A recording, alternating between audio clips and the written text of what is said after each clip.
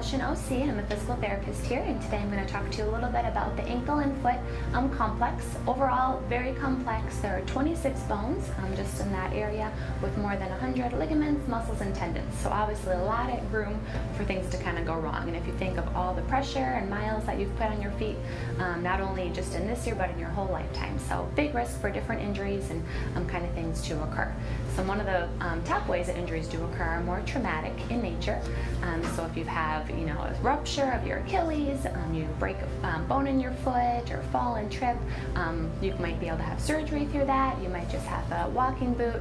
You'll go with whatever your surgeon decides is the best kind of method of treatment. But then after all that's done, you'll kind of come hang out with us in physical therapy, or maybe even while you're still wearing the boot, just to kind of make sure we're keeping everything else strong and stable.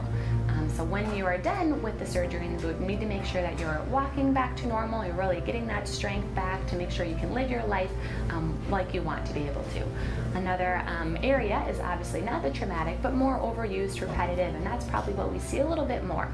So I'm sure you've heard of Achilles tendonitis or plantar fasciitis, very common areas of injury, as well as neuromas, bunions, huge wide variety of different injuries that can occur in the foot and ankle. Common themes with those are kind of similar. So when you think of the foot and ankle, you can't just think of that area alone, but you have to look at the knee and the hip and the back, and that is really where our expertise come in. We're going to look at your whole lower body to really figure out what's going on. If you can imagine standing right now and you kind of try to lift the arch in your foot, you can feel how your knee opens, your hip opens, and you might feel a little change in your back. So everything is very much connected from your feet all the way down, or all the way up into your spine. So that's kind of how we look at you in physical therapy.